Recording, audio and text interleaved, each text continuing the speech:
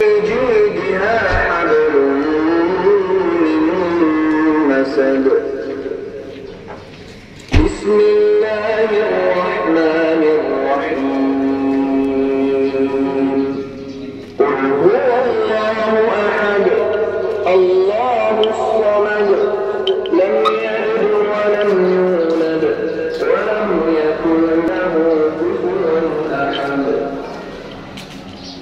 بسم الله الرحمن الرحيم. Di tahun 1444 Hijriah ini untuk bersama-sama nanti kita bertawaru ini duduk bersama di majelis yang penuh dengan berkah ini. Selanjutnya salam peribadatan kita sampaikan kepada Nabi dan baginda Nabi Muhammad sallallahu alaihi wasallam.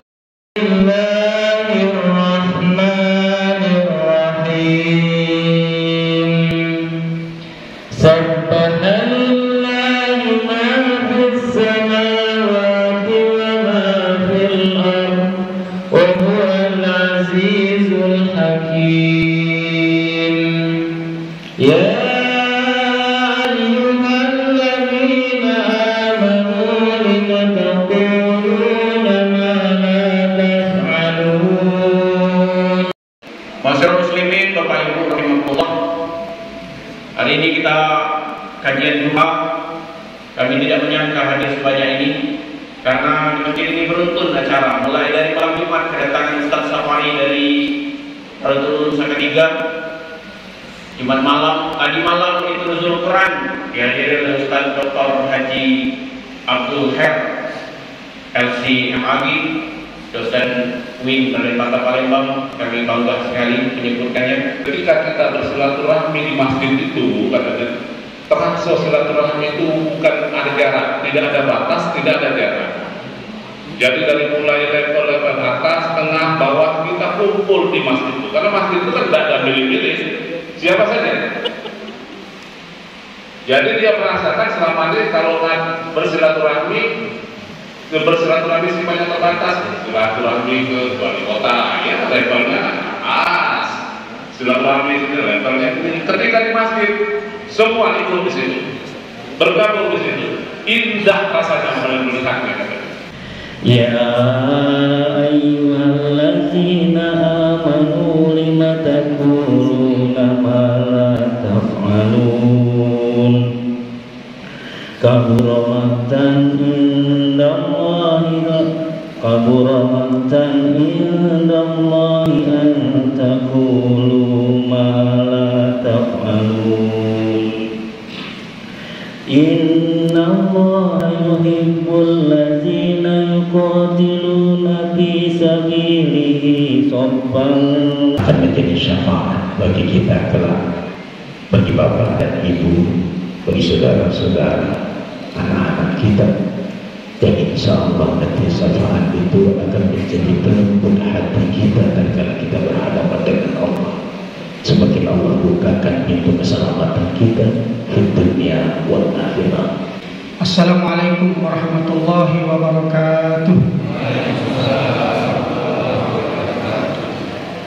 Alhamdulillahilladzi allafa baina qulubina fa asbahna bi ni'matihi ikhwana. Asyhadu an la ilaha illallah Muhammadan abduhu wa rasuluh. Allahumma shalli ala Muhammad wa ala ali Muhammad wa ba'd. Yang sama-sama kita hormati Ketua DMI Ustaz Ismail Hasan,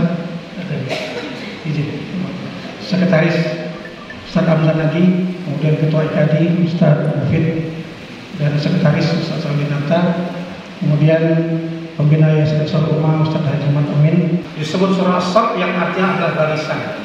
Kenapa surat ini dinamai dengan surah As-Saff?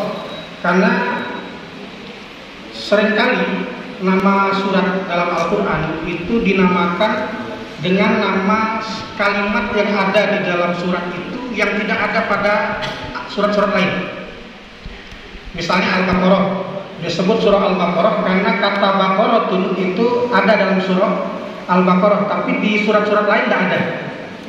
Nah, surah As-Saff itu disebut surah As-Saff karena di dalam surat ini ada kata-kata saffan, ka'annahum bunyanun marsus. Maka disebutlah surah As-Saff. yang artinya adalah barisan. Sebagian ulama menyebut surat ini surah Al-Hawariyun yang artinya para penolong. Ada pada ujung surat, ada ayat di ujung itu ada kata Al-Hawariyun, yaitu penolongnya Nabi Isa, disebut Al-Hawari. Sebagian lagi ulama menyebut, meskipun ini pendapat lemah, surat ini namanya surah Isa bin Maryam. Surah Isa bin Maryam, karena ada cerita tentang Nabi Isa pada ayat ke-4 atau ke-5. Nah, ini identitasnya Bapak Ibu sekalian. Kemudian yang berikutnya, surah ini menurut sebagian besar para ulama itu surah Madaniyah.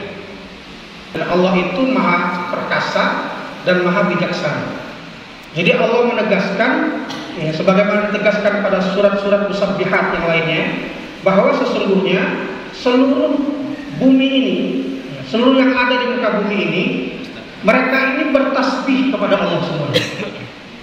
Mereka bertasbih kepada Allah semuanya. Artinya begini, kalau ada manusia yang tidak bertasbih, maka dia sendirian di alam ini yang tidak bertasbih kepada Allah. Kalau ada manusia yang tidak berzikir, maka dia sendirian, menyendiri dari alam semesta ini yang berzikir kepada Allah Subhanahu wa taala. Disebut di sini dengan kata-kata ma'fis samawati wal ardh, ya. Ma'fis samawati wal ardh, kata ma itu menunjukkan keseluruhannya. Bahwa seluruh alam semesta ini itu sedang bertasbih kepada Allah Subhanahu wa taala tanpa terkecuali. Apabila berpadu Al-Aziz dan Al-Hakim ini, maka sempurnalah. Ya, orang punya kekuasaan yang kuat, ya, tetapi memiliki kebijaksanaan. Ya, ini luar biasa manfaatnya. Nah, Allah ini maha kuat, maha aziz, maha perkasa, dan maha bijaksana. Maka ini luar biasa manfaatnya untuk manusia. Artinya, jangan khawatir pada Allah akan menzalimi kita semua. Tidak akan pernah menzalimi hamba-hambanya. Jadi sehebat apapun amal kita, lalu kemudian kita sudah berusaha dengan sekuat tenaga tapi tidak berhasil, bukan Allah menzalimi, tetapi karena Allah hakim. Allah itu maha bijaksana, belum memberikan hasil sesuai yang kita ingini, karena Allah maha bijaksana dengan segala ilmu yang Dia miliki. Maka kemudian ya tidak akan ada Allah kemudian menzalimi hamba-hambanya. Wa huwal azizul hakim. Inilah tafsir ayat pertama. Allah berfirman, ya ayyuhalladzina amanu lima taquluna ma la taf'alun. Kabura maqtan indallah an taqulu ma la taf'alun. Ini kedua dan ketiga. Hai orang yang beriman, kenapa kalian mengatakan sesuatu yang tidak kalian kerjakan?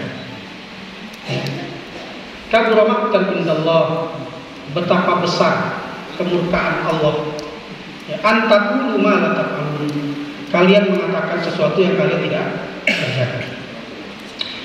Tafsir ayat ini, ya, Imam Ibnu Katsir ini meriwayatkan beberapa riwayat terkait dengan tafsir ayat yang kedua ini.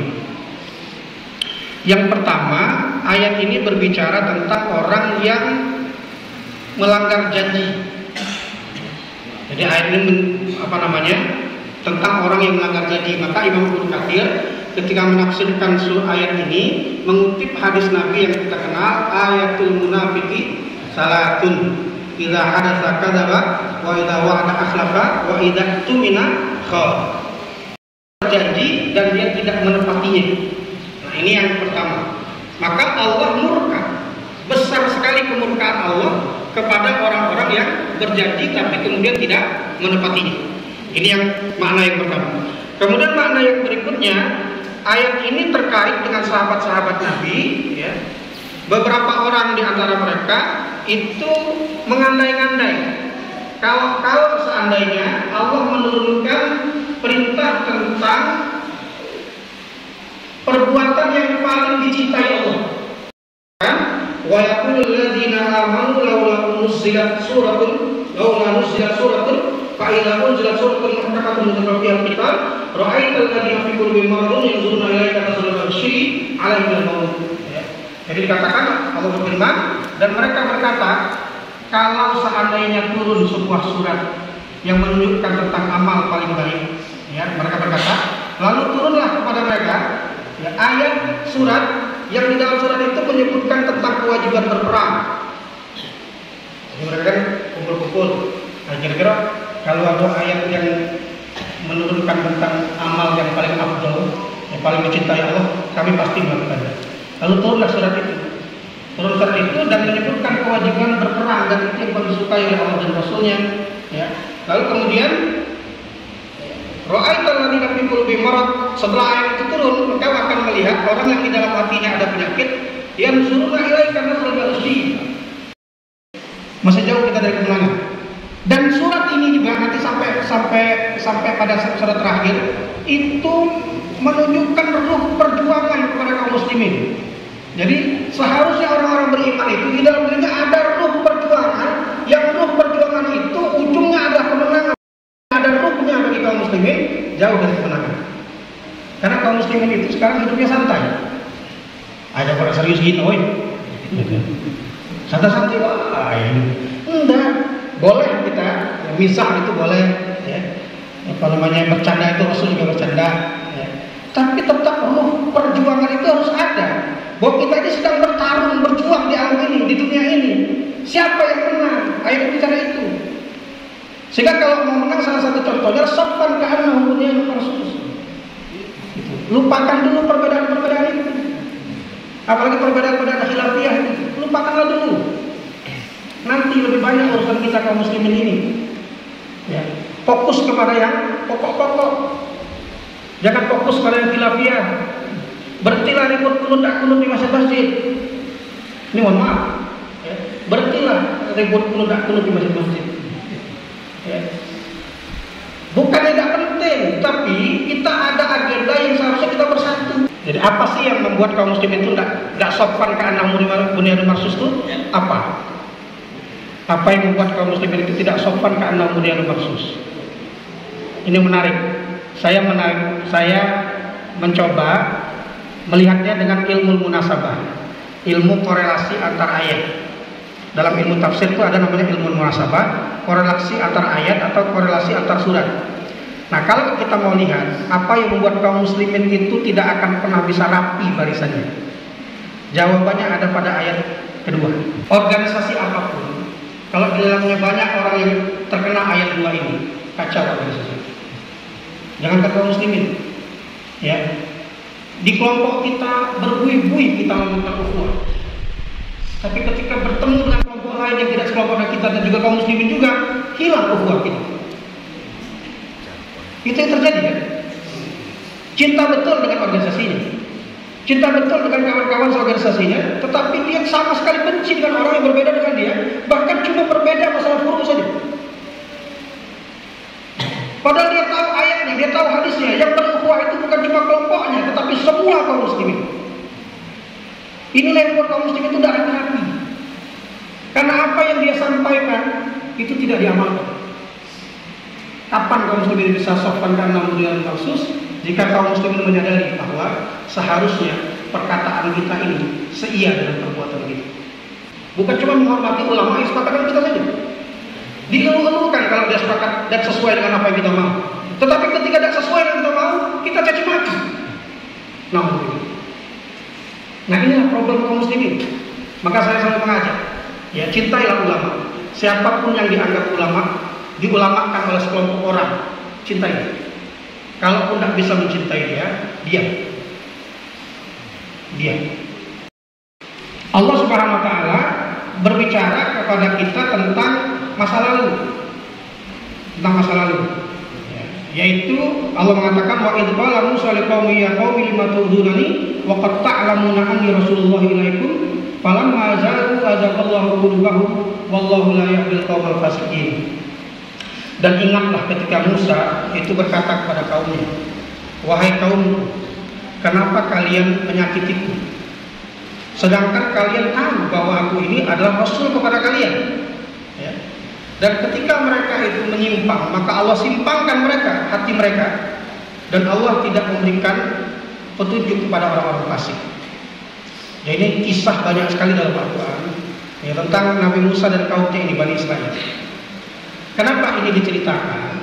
Karena untuk satu pelajaran penting bagi umat Nabi Muhammad SAW. Ayat berikutnya, wa idh qala Isa ibnu Maryam ya Israil inni rasulullah ilaikum musaddiqan lima baina yadayya minat Taurah wa mubasysyiran bi rasulin ya'ti min ba'di ismuhu Ahmad falamma ja'ahum bil bayyinati qalu hadza sihrun mubin. Dan ingatlah ketika Isa itu bin Maryam mengatakan, wahai Bani Israel, sungguhnya aku rasul kepada kalian, membenarkan apa yang ada dalam Taurat dan memberikan kabar gembira tentang seorang rasul yang akan datang. Jadi penyakit sombong itu membuat banyak penyakit lain. Maka pelajaran dari ayat ini, ya, kita tuh wajib tundukkan hati kita, apalagi pada sesama dai, karena sesama dai ini kadang-kadang punya penyakit ghil. Saya pernah mengatakan ini ya pada kajian sebelumnya. Ada penyakit ghil. Ghil itu apa? Ghil itu rasa tidak kati sebab tapi tidak senang melihat. Itu ghil. Ya, saling pandang-pandang kan? Tidak tahu. Aku tak senang ya. Ya ghil itu ada perasaan hati yang tidak nyaman, tidak suka dengan seseorang tanpa alasan. Itu ghil. Kalau hasad nanti ada alasan.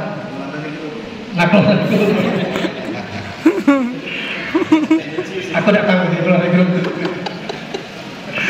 Nah, itu ghil, itu hati-hati. Itu kalau itu jatuh kepada para dai, itu biasanya akan berpengaruh pada umatnya. Maka para dai itu lebih punya hajat untuk membersihkan hati. Kita punya hajat besar untuk membersihkan hati kita. Melihat orang baru yang dia kenal, apapun seperti apapun penampilannya, kata para salafus saleh, itu posisikanlah hatimu bahwa dia lebih baik daripada dirimu. Selalu begitu. Ya, kalau ada rasa Aisyah orang ini, tundukkan. Ya, selalu berperasaan orang ini lebih baik dari saya. Kalau dia lebih tua, dia ini lebih dulu menyembah Allah daripada aku. Kalau dia ini lebih muda, dia ini lebih sedikit dosanya, karena lebih muda. Nah, itulah para salafus saleh. Kalau ini ada pada orang-orang beriman, kita ini, insya Allah. Tapi kalau ghil itu dipelihara, bukan cuma dipelihara, ngajak ngomong, ya. Kok orang ini, Aisyahnya udah bagus, Ustaz itu udah usah diundang lagi. Kalau kita orang beriman itu seharusnya, kalau ada dai yang diomongin orang, itu kita berikan 1000 alasan untuk membuat dia itu tetap baik. Oh iya, panjang ingat khutbahnya capek kami, misalnya. Kasih alasan. Mungkin karena ilmunya banyak, agak susah nak kan, atau yang sebagainya. Kasih alasan yang buat orang itu tidak membenci dai itu. Jangan jadi kompor. Karena kebencian umat kepada salah seorang dai itu, ya, kerugian bagi kaum muslimin. Ya. Nah, ini Masya Allah luar biasa kalau kita bisa melakukan hal ini. Nah, ini pelajaran dari surat ini, ya. Dan siapakah yang paling zalim? Ya, dibandingkan orang-orang yang mengada-ngada berdusta, ya, atas nama Allah, ya. Sedangkan dia diajak untuk masuk ke dalam Islam, dan Allah tidak memberikan petunjuk kepada orang-orang zalim. Jadi Allah tidak memberikan petunjuk kepada orang zalim. Pada ayat tentang Bani Israil Nabi Musa, Allah menutupnya wallahu la yahdil qaumal fasiqin. Allah tidak akan memberikan petunjuk kepada orang fasik. Ini Allah tutup, Allah tidak akan memberikan petunjuk kepada orang zalim. Jadi orang fasik dan orang zalim itu tertutup dari hidayah. Apa ciri orang fasik? Itu ciri orang fasik seperti ayat tadi. Orang fasik itu sudah tahu ini kebenaran tapi tidak mau mengikutinya. Berjuang dengan kebodohan tidak boleh. Kaum muslimin harus terus-menerus meningkatkan ilmunya. Udah. Maka dikatakan dalam sebuah tafsir, Islam ini selalu menang dengan hujaj, dengan argumentasi. Tidak pernah kalah Islam ini kalau mau dibandingkan agama lain dengan argumentasi. Maka kita kenal Dr. Zakir Naik. Sebelumnya kita mengenal dengan Ahmad Dedan, gitu, yang berargumentasi dengan agama ini. Karena bil huda ini mau tidak mau, bil huda, wadil haq, dan dengan agama ini, ya, dengan agama yang benar, ya, meskipun orang-orang musyrik nanti akan tidak setuju. Nah, ini ayat ke-9. Baik, itu saja. Assalamualaikum warahmatullahi wabarakatuh. Waalaikumsalam warahmatullahi wabarakatuh. Bapak Ibu, demikian tadi materi yang disampaikan oleh Ustaz Yudi tentang tafsir Quran Surat An-Nahl ayat 1 sampai dengan 9, ya. Tadi terkait dengan penyakit real. Jadi kami agak tertarik dengan penyakit ini, cuma tidak tahu namanya selama ini. Jadi tidak suka apa sebab. Kami pernah membaca sebuah buku karangan R.B. Sultan, judulnya Kuantum Ikhlas. R.B. Sultan mengatakan bahwa setiap orang itu punya gelombang vibrasi yang dikeluarkan oleh kolbunya, oleh jantungnya, kalau dia bahasa umum, dari jantungnya, dari hatinya. Dan gelombang vibrasi ini bisa memancar sampai 3 meter di luar tubuh. Ketika orang ini selalu, kalau dalam bahasa orang Reiki itu aura positif negatif, jadi gelombang vibrasinya dilancarkan adalah negatif. Sehingga ketika bertemu dengan gelombang vibrasi orang lain, walaupun belum pernah bercakap-cakap, belum pernah saling mengenal, gelombang vibrasinya saling membaca. Dan itulah yang membuat dia tidak suka. Karena sehari-harinya dia memasang gelombang vibrasi negatif, dari rumahnya sudah negatif. Maka orang tidak suka. Saya minta konfirmasi apakah itu benar. Itu yang pertama.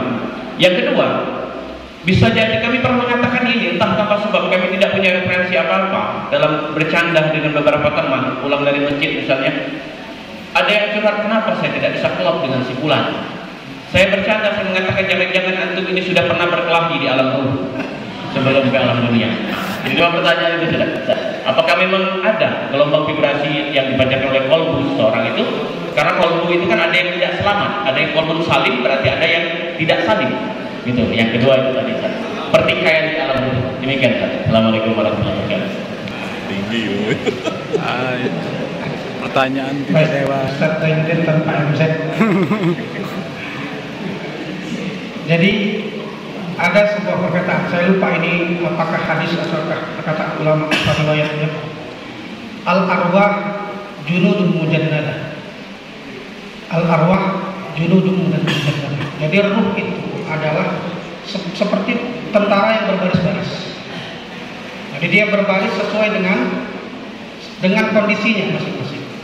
Ya, ruh dengan kondisi ini berbaris dengan kondisinya yang sama. Ruh ini dengan kondisi yang sama. Nah itulah kenapa kadang-kadang kita bertemu dengan orang yang kita itu tidak pernah ketemu, tapi pas ketemu itu langsung nyambung. Karena ruh kita memang junudun mujannadah. Sebarisan, sudah sebarisan. Junudun mujannadah. Nah sebaliknya juga, ya kadang-kadang karena ruh ini tidak sebarisan. Ya, tapi yang harus dipahami, maksudnya sebarisan ini dalam kebenaran, ya, dalam kebenaran, dalam kecintaan terhadap agama ini, ya, ruh itu akan berbaris sama-sama. Orang yang benci dengan agama ini akan berbaris ruhnya dengan orang yang benci. Ya, orang yang mencintai akan berbaris dengan orang-orang yang mencintai. Al-arwah junudun mujannadah. Gitu. Nah mungkin secara ilmiahnya disebut vibrasi tadi. Ya, apa memancarkan antena sampai sekian misalnya. Nah, mungkin itu secara ilmiahnya, ya. Tapi itu memang ada di pembahasan para ulama. Ya, al-arwah junudun mujannadah itu memang ada. Kita ini sudah berbaris-baris sebenarnya. Makanya kita lebih mudah untuk kelop. Tapi kan dalam ilmu psikologi kan ada, ini maaf nih kalau ada psikologi yang cacak-cacak psikologi ini. Cuma macam-macam dikit. Ada yang namanya introvert dengan extrovert, kan? Jadi kalau guru-guru paham begini ini kan, introvert dan extrovert. Introvert itu orang yang tertutup, kan? Nah, dia ini tipenya tertutup. Dia nggak suka panggung. Dia lebih suka di dalam kamar. Dia lebih suka baca buku dalam kamar sendirian. Dia nggak suka kalau diletakkan di depan, disuruh ngomong ini dia. Dia orang introvert itu lebih suka kesendirian. Nah, ini tipe orang introvert. Ciri orang introvert lagi, dia sulit untuk akrab. Sulit akrab banget. Tapi kalau sudah akrab dia akan akrab. Tapi kalau mau memulai akrab itu susah, itu orang introvert. Mohon izin ini langsung saja ini kami sampaikan bahwa saya baru dilantik yaitu Ketua Basnas Kota Pulau Muli. Jadi tadi ada yang nanya pada tahun ini atau Ramadan ini akan adakah yaitu sosialisasi tentang zakat. Jadi kami jawab ini untuk tahun ini tidak sempat lagi karena kami baru dilantik tanggal 3 tadi Pak. Jadi tidak sempat menemani tahun-tahun yang lalu. Dan kami sudah menyampaikan yaitu berupa edaran tentang ketetapan zakat pada tahun ini yaitu dengan uang Rp30.000 dengan beras 2,5 kg dan untuk fidyah Rp25.000 per hari. Kemudian untuk zakat itu sesuai dengan ketentuan daripada fikih, yaitu 85 gram emas kali dibagi, yaitu sesuai dengan 2,5%. Assalamualaikum warahmatullahi wabarakatuh. Wa ala alihi wa sahbihi ajma'in. Alhamdulillahi rabbil alamin. Allahumma salli ala sayyidina Muhammad wa ala sayyidina Muhammad. Allahumma ya Allah, pada pagi dan siang hari ini kami sengaja hadir di Masjid Jami'atul Hadrat ini dalam rangka kajian Majelis Duha Ramadan yang dilaksanakan oleh TMI dan juga IKD Stadion Iman yang sempat hari ini kumpul di masjid ini. Ya Allah, jadikanlah pertemuan kami pada hari ini, ya Allah, pertemuan yang ridho. Jadikanlah juga pertemuan kami ini, ya Allah, pertemuan yang dapat menjadi mempererat lagi tali silaturahmi di antara sesama kami. Ya Allah, jadikan ilmu yang kami dapat hari ini akan menambahkan ketakwaan dan keimanan kepada kami, ya Allah. Ya Allah, ya Rahman ya Rahim, ampunilah dosa-dosa kami, ampuni dosa ibu bapak kami, ampuni dosa ibu bapak orang-orang tua kami dari orang